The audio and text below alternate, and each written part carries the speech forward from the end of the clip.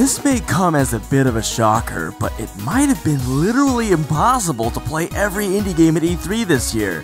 And that is just the greatest feeling. However, that means that this list may not include games purely because I didn't play them. Like, I'll get it out of the way now. I missed some games that I know are big ticket items, like Abzu and Soma, and for that, I apologize. Also, not every game in the press conferences was actually on the show floor, like Ashen or Firewatch. I couldn't find those. So, with that in mind, the games I have here are all fantastic games that I think are worth looking into. So, let's look into them, shall we?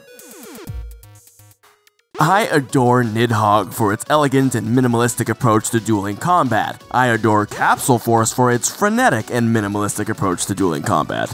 There's a mission-centric single-player to this ridiculous 2D shooter, but the multiplayer is definitely what caught my attention. Each player fights over these platforms by shooting each other with bullets or lasers. The trick is, bullets are faster but can be deflected, and lasers, though more powerful, cause your gun to overheat faster. At first, the combat sort of explodes into a fervor of bullets and lasers, and players fight over the pretty slow-moving platforms. And here, much like Nidhogg, your goal is to progress the screen in one direction while your opponent attempts to go the opposite direction. But unlike Nidhogg, the longer the game goes, the faster the platforms get, so this results in the gameplay inevitably ramping up. Although not literally, like the platforms are they're horizontal though. So, as the platforms move faster, aiming shots and attempting to outplay or outmaneuver your opponent changes to accommodate the speed, and that is what gets me so excited. I didn't get to play it, but there's also a 2v2 mode, which definitely I want to check out. So, this one's for the competitive couch crashers out there. Gnog is a weird game about touching things. I quite like this, as in general, touching things has always been pretty fun in video games, but this sort of behaves like a Polly Pocket or a Mighty Max toy, if you know what those are, but like a video game. So the game's levels consist of these heads, these noggins, hence the name Gnog, according to the developer, and you poke and prod and pull and do things to them, and they do things in turn. So that's the whole game, interfacing with these little toy-like creations in ways that are sometimes interesting, sometimes puzzles, and sometimes kind of obvious, and it looks weird. It's a weird game. And what's more, of the levels I played, there was this idea of coexistence, wherein I'd enter one Gnog through another Gnog into a third Gnog, and do a nifty puzzle thing in each of them. Honestly, I just like touching them. I just like... You might also like touching them, is what I'm trying to say. I never watched cartoons in the 20s, but I sure can appreciate them nearly a century later. And it would appear somebody's done the same with Cuphead. Like, my image of 20s cartoons is always like a thin-armed, spaghetti-elbowed, gloved hand accidentally bopping some sort of animal person, then being run over by a train or something. Like, that's probably not what actually happened, but Cuphead sure reinforces the whole goofy violence thing. And as far as the gameplay is concerned, the demo consists entirely of boss battles, but each of them had their own multiple unique patterns and outlandish ideas. One of them was like a potato, and once defeated, he summoned a psychic carrot guy. Like, in general, the style was very Mega Man. You kind of just kept attacking as much as you could, and obviously you'd aim at the bosses when they're vulnerable and jump to dodge all of their various attacks. So, what's not to like? Some games are sorta mean, but I always felt like Dark Souls was just plain rude. But like, people really fucking like that franchise, and some of those people are game developers, and thus we have Salt and Sanctuary. Developed by Ska Studios, the two-person team behind Dishwasher, one of my favorite 2D games ever, and it's very much, by their own admission, a 2D Dark Souls. It demands patience and poise, but looks raggedy, worn down and tired, much like the player will probably look after a few hundred deaths.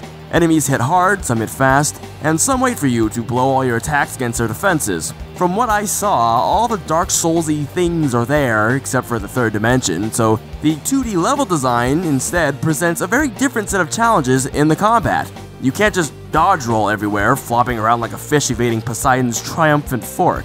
There's a nice mix of having to rush your enemies down and having to outmaneuver or outthink them in the 2D space. So if you want a hard 2D action RPG, this game could be for you. It also has air combos, and that's always a good thing. It's easy to look at a game like Chasm and go, oh, it's a Metroidvania game, but in this case, I think that saying it's mostly a Castlevania game and not a lot of a Metroid game is kind of important. In general, there's a lot more RPG, and the way that attacking works is far more Castlevania, but anyways, why this game is worth checking out rather than any good Castlevania game is that it's procedurally generated, and according to the devs, they spent an entire year developing an algorithm that could properly place bosses and unlocks on top of backtracking style map design. So while it remains to be seen whether or not this actually works, scores of hand-designed rooms and monsters are combined in different ways to create platforming and action challenges alike. And if you really like a dungeon layout, you can save it and send it to your friends. And at the very least, the action, the RPG, and the platforming were all a delight. And at Chasm's core, that's what matters. For this one, I gotta be upfront. I played just enough of Night in the Woods to know that I wanted to play it, all of it, and pressed very few buttons after coming to that conclusion. I want to say Night in the Woods is a game about being 20, or a game about being equal parts totally sure of who you are, but only insofar as you're sure that you're not who you were. Maybe that's giving this game too much credit, I don't know, but ostensibly it's an adventure game. There's something in the woods and eventually you're going to find out what it is. But what I played at the Indiecade area featured a pleasant conversation with a mom who was interested in my life and an unpleasant conversation with a grouchy neighbor. He told me not to climb on his mailbox and the power lines, but I did exactly those things because I'm 20, and, well, the cat that you play is 20. Sheesh. The dialogue was charming, and the world boasts such a unique and inviting style. Every character and building is a reason I want to delve deeper into Night in the Woods. One of the most exciting facets of video games is their ability to connect us with concepts and cultures we don't encounter on a day-to-day basis. Maybe they're on a different continent, or maybe our life situations simply don't allow for such things. But in the case of Moon Hunters, the culture in question, Mesopotamia, has been dead for like 2,000 years. And admittedly, I know so little about the culture that they could have essentially shown me anything, and I'd probably believe it. But even conceptually, this game makes an effort to be different. It's an action-adventure game, there's combat, and it's pretty good. There's like a level-up system, it's got a 4-player co-op, all that stuff is great. But that's not why I'm so intrigued by it. Every conversation you have with NPCs, and I think even some non-conversational actions, contribute to your personality traits as a hero. Things like patience, vengeance, and cunning. Some characters will see those in you and treat you differently because of it, giving your actions true weight. Who you are at the end of your adventure dictates how your next playthrough might change. Mesopotamia or not, that's a pretty intriguing prospect, and I saw it working pretty well even in just the demo version. But also, yeah, it'll be cool to explore a 3000 BC Mesopotamia-inspired video game. Below is one of the few games on this list, the others of which are the last 2 games, that I came to E3 excited to check out. As much as I love very specific, fine-tuned level design, I have an appreciation and enthusiasm for randomized level design that feels properly threatening.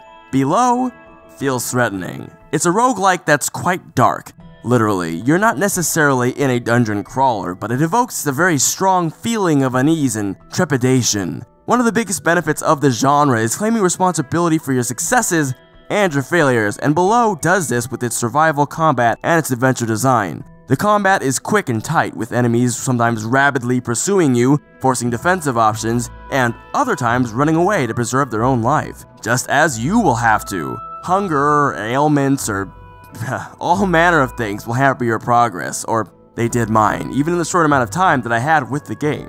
At one point, I mentioned that everything seems to make me bleed, and I wish I knew how to craft bandages, and the developer simply said, or you could not get hit. And that motherfucker was stone cold. I had no retort, which is rare for me. Also, you can heal bleeding with soup, which I don't really understand. Some kind of stewy coagulant, I guess. Super Smash Bros. Is a pretty great franchise, yet it's still mostly without contemporaries. In the last decade, I can only think of like Small Arms and PlayStation All-Stars. So in comes Rivals of Aether, a heavily offense-focused 2D brawler that respects Super Smash Bros. Melee's competitive scene, but feels surprisingly different to play. For instance, it features what's known as wave dashing and has very little landing lag for aerial attacks, but also, there are no ledges, grabs, or shields. Instead, there's a parry system, and a greater importance placed on creative approaches both off and on stage. For the non-melee enthusiasts, consider that it's a fighting game which breaks the genre's conventions and encourages players to beat each other up as ravenously as possible. You can learn to play smart and will be rewarded for it, but it'll be plenty of fun even if you can't. Its roster is admittedly smaller than a Smash game's, but each character has a unique core concept that defines them and gives them plenty of depth. The characters deal with pursuits after hits differently both defensively and offensively, which makes any fight pretty exciting. If you find yourself almost endlessly playing games like Binding of Isaac or Nuclear Throne, then you're probably gonna like Enter the Gungeon. It's a twin-stick shooter roguelike with this bullet hell vibe that makes it oh so exciting. There are tons of guns in the game, but of course my time with the demo was limited, so I only saw a few. One was a matchlock dueler's pistol that fired a giant cannonball which ricocheted off walls and through enemies. Then there was another gun which fired fish in a barrel, which is hilarious. And another gun was just kind of like a widespread machine gun thing, but you know, not everything can be clever. The combination of satisfying twin-stick controls and guns with dungeon crawler level design and bullet hell style enemy firing patterns feels unique and surprisingly works pretty well. Even just a few enemies can be a challenge if they're all spread out right, making it harder to avoid the bullets. Your main defense against bullets, other than your face I guess, is the dodge roll, which has invincibility frames, so sometimes you'll be forced to dodge your way closer to enemies in an effort to survive, which is counterintuitive, which is part of what makes it a fun game. And that's sort of the danger-provoking fun I like out of my roguelikes. And a pea-pod-shaped gun which shoots peas is the sort of silliness I like out of my guns. There's also a mailbox gun, apparently, according to the website, so good frickin' stuff. Alright, that's my list. E3 was a great time, and if it were in any way helpful, I'd make a video about every game I saw there. But it won't be, at least not now. I'm still figuring out how to cover indies with as much love and care as I would bigger games, but it'll take time and experimentation, so things may come and go. But for now, check out some other videos on indie games like this one about the top 5 indie games of spring this year. Thanks for watching!